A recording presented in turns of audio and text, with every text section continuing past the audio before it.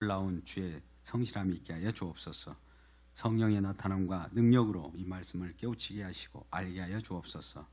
그리하여 우리가 변화받을 때 우리 주님께서 하나님께서 일시키신 그 놀라운 변화로 인하여 하나님께 영광을 누리는 귀한 거룩한 백성 되게 하여 주옵소서.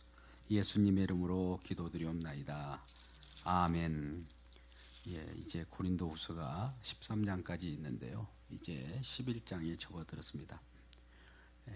오랜 동안 고린도전서, 후서를 이어감에 있어서 교회의 문제가 무엇인가를 눈여겨봤습니다. 교회의 문제를 우리가 알고 문제는 문제다라고 하면서 끝나버리는 것이 아니라 그런 문제가 오늘날 이 현실 교회에도 그대로 적용되는구나, 말씀대로 되어가는구나를 우리가 알고 있을 것입니다. 그래서 그 말씀대로 이어지는 그 가운데 우리 교회도 그 속에 같이 포함되어 있고 또 그 속에서 그러한 경랑을 겪는 것 같습니다. 오늘 특별히 이제 11장에 들어서 사도 바울이 자기 자신의 사도성을 변증하면서 그 누구보다도 자기는 확실하게 하나님의 일꾼이요 그리스도의 사도라고 하는 것을 분명히 나타내 보입니다. 이것은 자신감 있게 표현하는 거예요. 5절 말씀 보면 나는 지극히 크다는 사도들보다도 부족한 것이 조금도 없는 줄로 생각한다. 많은 사도들이 있지만 나 바울은 다른 사도들보다도 부족한 것이 없다. 왜? 하나님께 받은 은혜가 크기 때문에.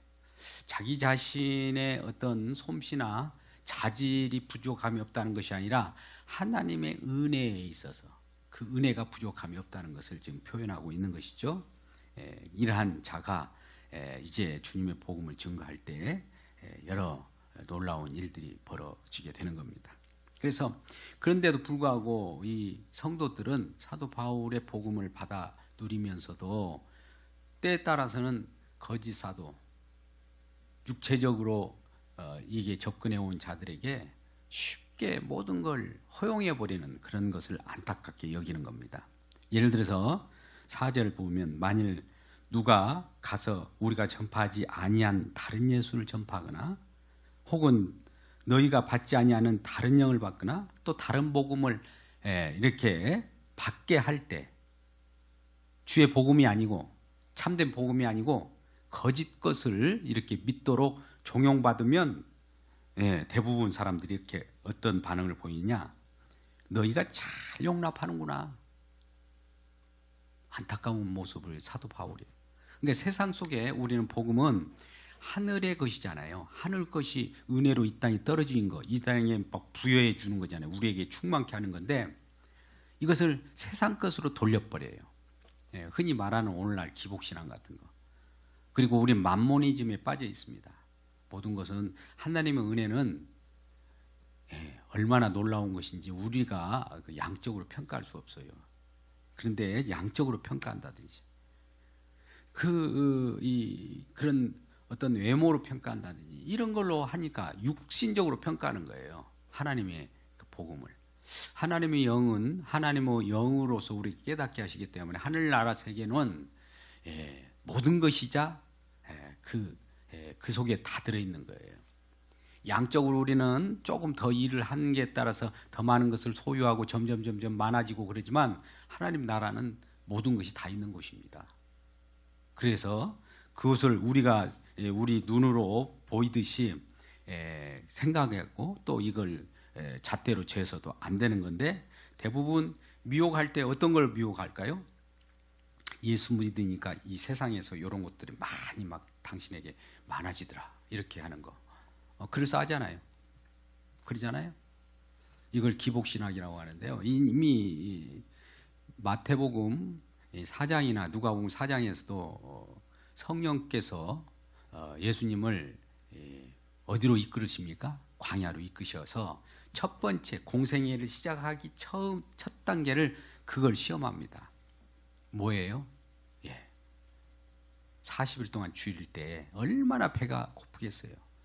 전능하신 하나님이신데도 불구하고 이 예수님께서 배가 고플 때 사단이 와서 시험합니다. 그것도 성령의 이끌림을 받아서 예수님이 그 광야로 갔잖아요. 성령께서 그와 같은 사역을 할 때 사단의 시험도 이길 수 있도록 그 역량을 발휘하게 하는 거예요. 성령에 의해서 예수님이 모든 것을 이겨내게 하시는 것이죠. 그래서 뭐라고 합니까? 배가 줄일 때 이 돌을 떡을 만들어 먹으라는 거예요. 너무 쉬운 거예요. 전능하신 하나님이기 때문에. 배고플 때 뭐 돌을 떡 만드는 건 쉽지 않아요. 뭐 이 세상 창조하신 그분인데 뭔들 못하겠습니까? 그런데 말씀에 의해서 사람이 떡으로만 사는 것이 아니요, 하나님께서 나오는 모든 입으로 나오는 말씀으로 산다. 예수님께서 이 땅에 말씀으로 사는 것을 가르치려고 이 땅에 우리가 먹고 마시는 것을 주셨어요. 이 먹고 마시는 것은 한정적이라는 거예요. 이걸 통해서 진정한 영원히 마르지 않고 영원히 우리가 줄이지 않는 그런 양식의 세계가 있는 것을 가르쳐주기 위해서 이 땅에서도 저와 여러분이 떡을 먹고 또 물도 마시게 하는 거예요. 그러니까 이 땅에 있는 떡과 물이 전부가 아님을 알게 하기 위하여 하나님의 말씀으로 살아가는 것을 가르치기 위해서 이 떡을 주고, 그런데 우리는 이런 떡을 먹을 때 이 떡이 전무인 양, 이것 가지고 누구라도 이 떡을 건들면 나 혼자 먹으려고 했는데 갈라먹지 못하겠다, 막 이렇게 하면서 그 떡에 매여 살아버려요. 그러니까 사람이 떡으로만 사는 것이 아니요 라고 할 때 그러면 떡으로만 아니요라고 하니까 어떤 사람은 꼭 집중을 그렇게 해요. 떡으로만이 아니니까 떡도 있어야 되지 않느냐, 이걸 강조해요. 물론 그걸 강조하기 위해서 예수님께서 그 말씀을 하는 것이 아닌데, 지금 하나님의 양식, 하나님의 말씀으로 산다는 것을 강조하기 위해서 떡으로만 아니요라고 부정을 하는데도 불구하고 이걸 또 다시 끌어와요. 그럼 하나님을 거역하는 거예요. 자기 생각이 그렇다는 거죠. 왜? 현실적으로 떡을 먹고 있으니까. 근데 거기에 중점을 두지 않고 하나님 말씀에 포커스를 맞추게끔 이렇게 눈을 집중하는데, 떡이 아니요라고 하면 아니요라고 하면서 주님의 말씀을 딱 우리의 시선을 돌려야 되는데, 그럼에도 불구하고 저걸 쳐다보게 하는 그러한 사람들이 있어요. 이상한 해석을 하죠. 현실이 우리가 떡을 먹고 있으니까.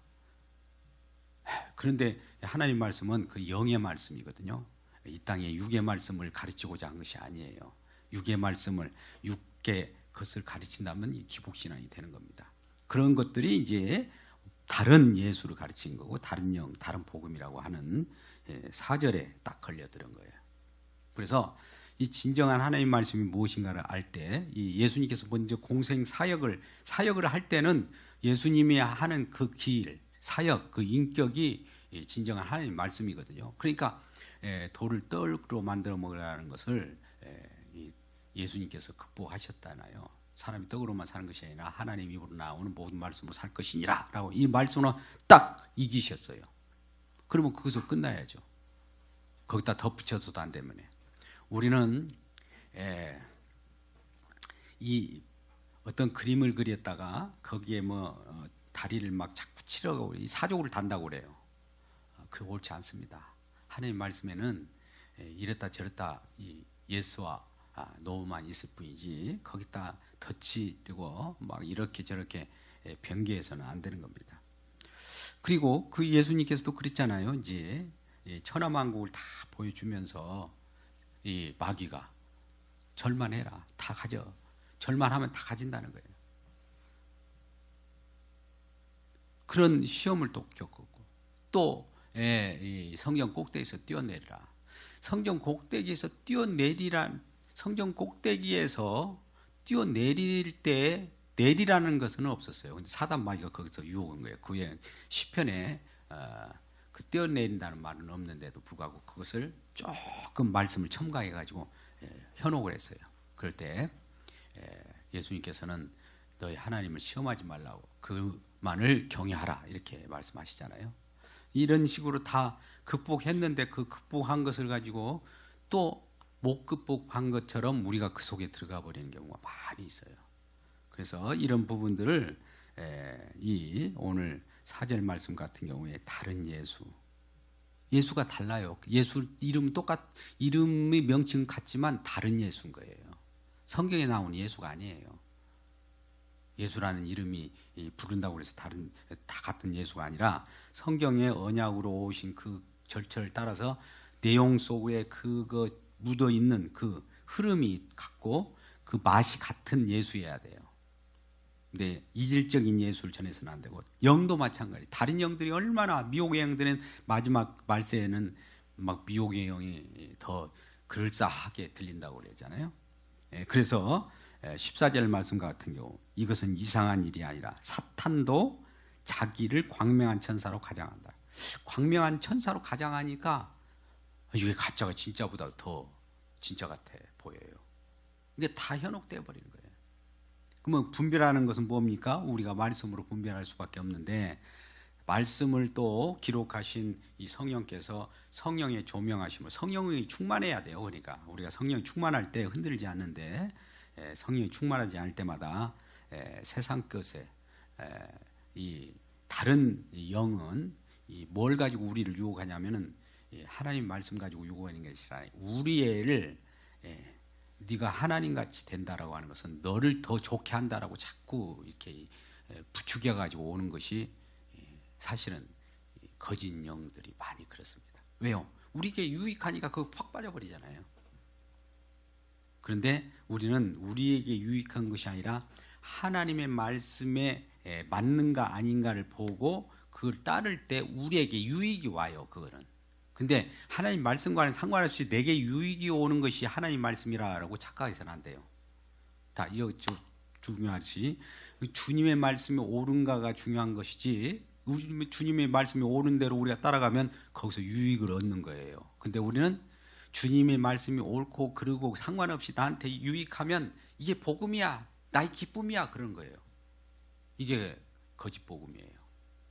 나의 육신적인 감각을 좋게 하고 내가 등 따스고 배부르는 것으로 가다가 결국 잘 길어지고 또 사육된 돼지 사육장으로 나중에 가잖아요. 퉁퉁 이렇게 살찌워져 가지고 그렇게 하는 것을 좋아한단 말이죠. 그것이 우리가 분별할 수 있어야 되는 겁니다. 그래서 이 사도 바울도 이제 이런 것들에 이제 자기 자신이 이렇게 변증을 해요. 뭐 사도 바울이라고 해서 대단한 사도 바울이지만 이 사람도 이런 나약한 점이 있었어요. 6절 말씀, 내가 비록 말에는 부족하나 말이 어눌했다고 볼 수가 있는 겁니다.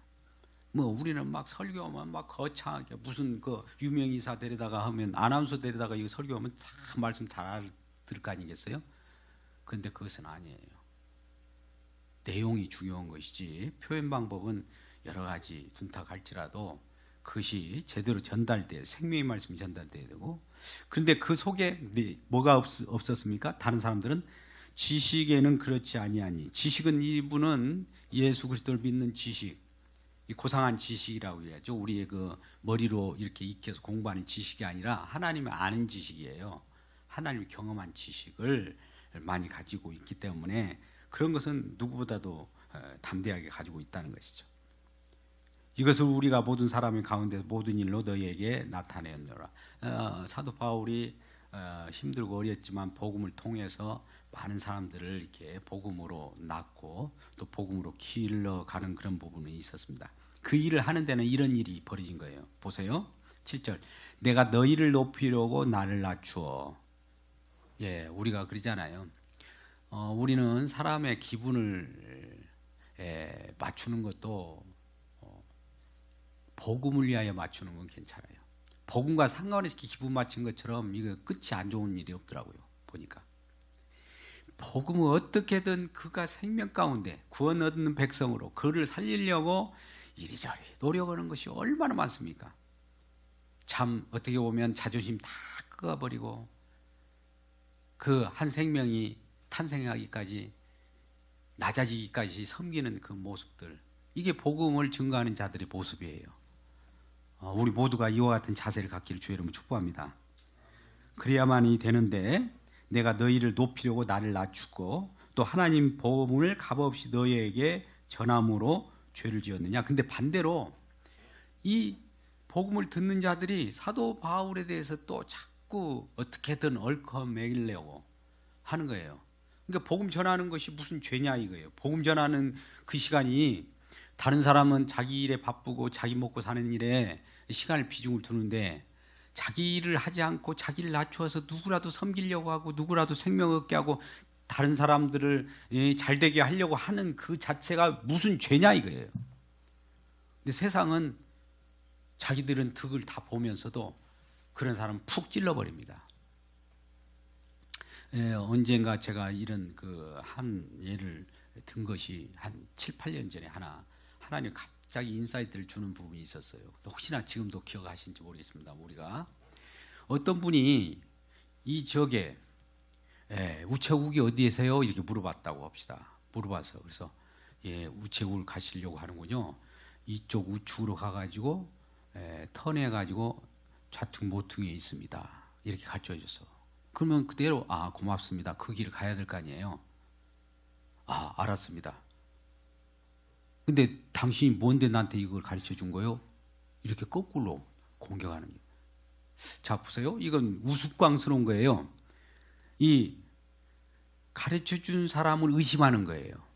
자기가 우체국 어디냐고 물어봤으면 그 듣는 대로 그냥 가면 될 거 아니에요. 이게 그걸 가르쳐 준 사람의 말을 듣고 또 다시 의심하는 거죠.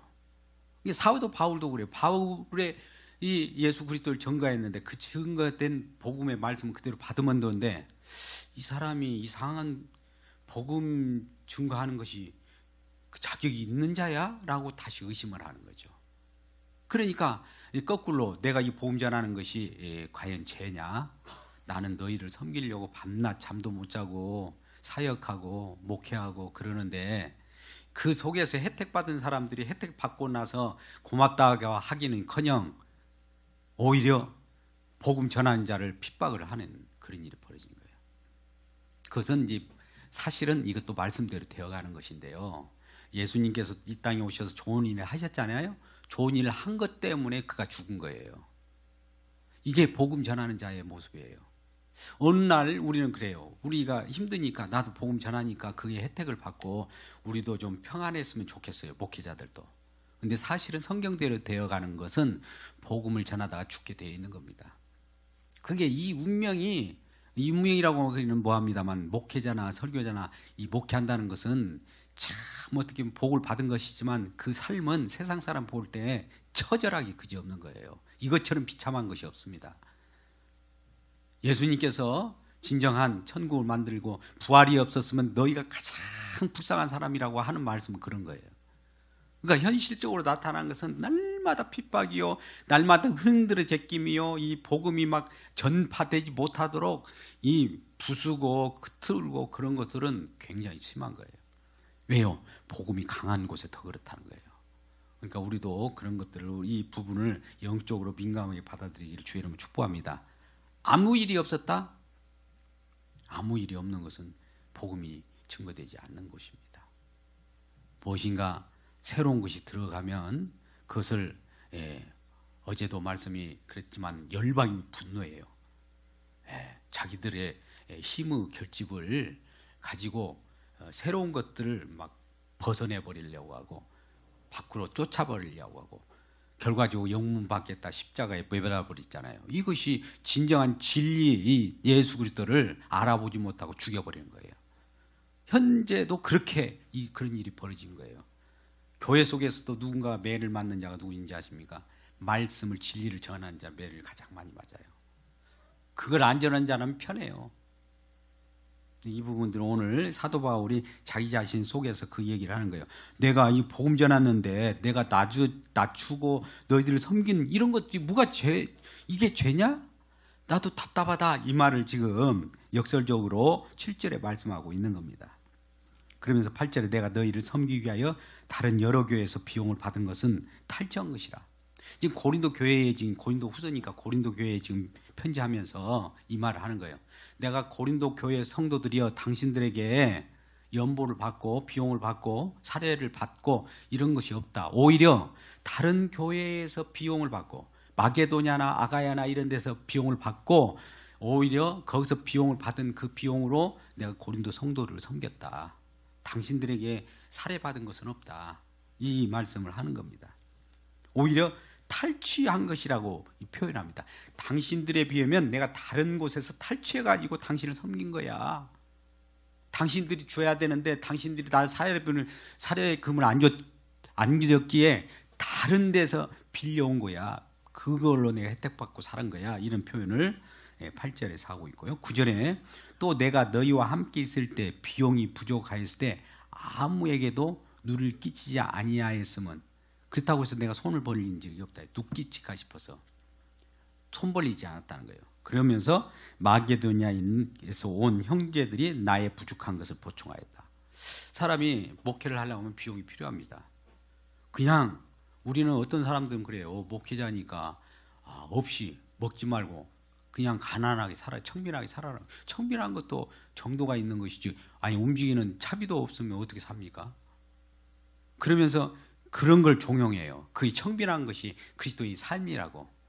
아니죠. 복음을 전할 수가 없죠. 비용이 있어야 복음을 전할 수 있는, 그래 비용이 있어야 더 많은 것을 할 수 있는데, 설령 이 복음을 전하지 않는 쪽의 사람들, 그런 목회자가 있는데 사치스러운 곳에 돈을 많이 쓰는 것은 안 좋아요. 근데 복음 전한다는데 그런 데에는 이 비용이 필요한 거예요. 그것을 마게도냐 형제들이 오히려 그런 것을 메꿔줬다는 것을 생각하고, 또 내가 모든 일에 너희에게 폐를 끼치지 않게 하여 스스로 조심하였고, 복음 전하는데 저 사람은 날마다 목회비나 사례비나 챙기려고 하는 사람이야, 이런 소리 안 들으려고 아예 안 받아버리는 거예요. 이 사도 바울의 마음이에요. 오늘날도 그런 교회가 있는지 모르겠어요. 우리 교회도 그런 교회인지 모르지만 그런 폐를 끼치지 않기 위해서 그런 건데, 어딘가 숨겨놓은 거 있어, 이렇게 또 해버리면 참 안타까운 일입니다.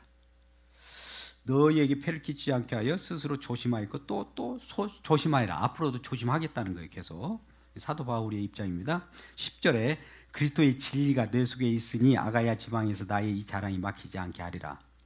지금 이 오직 복음에만 미친 거예요. 사도 바울은 그리스도의 진리 그것이 내 마음 가운데 있기 때문에 이것을 퍼주기 위해서, 이건 퍼주다가 가는 것이 그의 삶입니다. 그의 생애예요.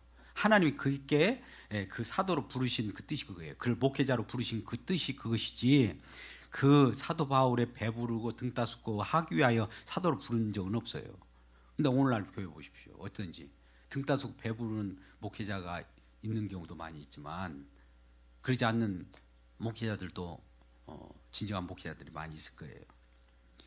11절 어떤 까닭이냐, 내가 너희를 사랑하지 아니함이냐, 하나님이 아신다. 내가 하나님이 안다. 나는 하나님을 놓고 내가 실제로 하나님 앞에서 말을 할 수 있는 것은 너희를 사랑했다는 거예요. 근데 어떤 까닭이냐, 내가 사랑하지 않는 것처럼 나를 매도하고 나를 패대기시키고, 참 비참한 삶이잖아요. 이렇게 우리는 복음을 전하면 좋은 일, 좋은 소리 들을 것 같지만은 사실 사도 바울도 이런 복음을 얼마나 잘 전했는데도 불구하고 이런 억울함을 당합니까? 또 12절에 나는 내가 해온 그대로 앞으로도 한다. 그렇게 이 오해를 당하고 욕을 얻어먹어도 그대로 하겠다는 게 복음 전하는데, 기회를 찾는 자들이 그 자랑하는 일로 우리가 같이 인정받으려는 그 기회를 끌으려 함이라. 그런 사람들은 거짓 사도에 속이는 일꾼이니 자기를 그리스도의 사도로 가장하는 자들아. 사도로서 거짓 사도들이 많이 일어났습니다. 반대로 진정한 복음을 전가하는 자들이 많아지면 거짓 사도도 많아져요. 헷갈리게 만드는 거죠. 이것은 이상한 일이 아니라 사탄도 광명의 천사로 자꾸 자기를 유장하고 나오는 거예요. 그래서 15절에 마지막 결론을 이렇게 말합니다. 그러므로 사탄의 일꾼들도 자기를 의의 일꾼으로 가장하는 것이 또한 대단한 일이 아니니라. 그들의 마지막은 그 행위대로라. 자기들이 그 짓을 하다가 결국 멸망의 길로 가는 거예요. 사단의 부리는 일꾼이거든요. 그러니까 오늘날도 우리가 잘 생각해 봐야 돼요. 사단의 일꾼들은 뭐냐? 우리는 주의 일꾼이면 주님을 드높이는 것이 일꾼인데, 사단의 일꾼은 자기를 드높이는 것이 자기 사단의 일꾼이에요. 그러니까 우리 주변에 한번 살펴보세요. 그분이 자기를 드높였는지 주님을 드높였는지 이 생각을 해봐야 돼요. 자기를 드높이는지 주님을 드높이는지 이것 갖고 판별하면 된다는 것입니다. 그래서 이제 사도 바울이 거짓 사도와의 관계 속에서 자기는 진짜 복음을 전했는데도 나는 이렇게 어려움을 겪는데 광명의 천사들의 말을 그냥 듣고 거짓 복음을 들으면 너희가 쉽게 그들에게 용납도 하고 그들이 심지어 뺨을 때리더라도 뺨을 대주기도 하는구나. 이렇게 이 사도 바울이 참 안타까운 성도들의 모습을 보고 그렇게 책망을 하는 그런 것을 봅니다. 오늘날도 쉽게 보면 거짓 종들에게는 쉽게 복종을 해요. 진정한 사도와 같은 목회자들에게는 반발을 하고 이런 일이 벌어지고 있습니다. 그러지 않아요?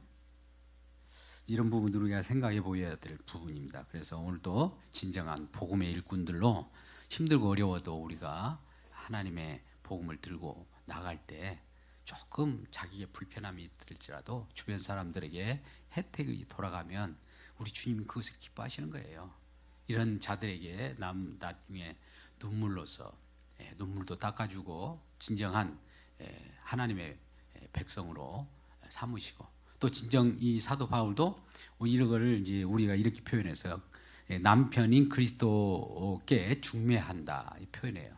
예수 그리스도에게 남편인 예수 그리스도에게 많은 사람들을 신부로서 그의 신랑을 맞이할 수 있도록 중매하는 중매쟁이 역할을 하는 것이 이제 복음 전하는 자들입니다. 우리 모두가 예수 그리스도를 신랑으로 모시고 그분에게 모든 신부들이 되어서 중매하는 귀한 사역을 감당하시기를 주의 이름으로 축복합니다. 기도하겠습니다. 아버지 하나님, 많은 일들이 있음에도 불구하고 우리를 주의 사역자로 부르셔서 힘들고 어렵지만 내 자신보다 남을 낮게 여기고 불철주야 잠도 이루지 못하고 시간 하나님 복음을 증거하며 많은 지치고 어려운 사람들을 향하여 그들을 위로하게 하심을 감사합니다. 그 속에는 진정한 하나님의 복음의 진리가 들어있고 예수 그리스도께서 우리의 만왕으로서 항상 우리를 지켜봐 계시는 줄 믿습니다. 이러한 주님을 모신 기쁨 속에서 오늘도 힘들고 어려운 여정이지만 날마다 주님을 모신 기쁨 속에 살아가게 하여 주옵소서.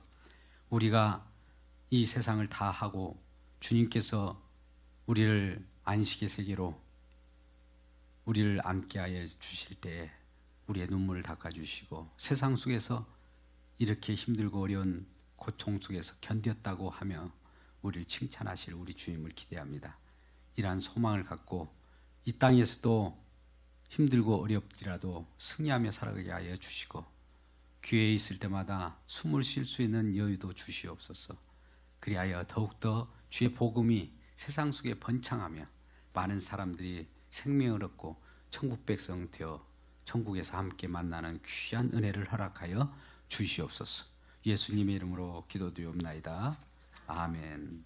우리 찬송가 365장을 찬송하겠습니다.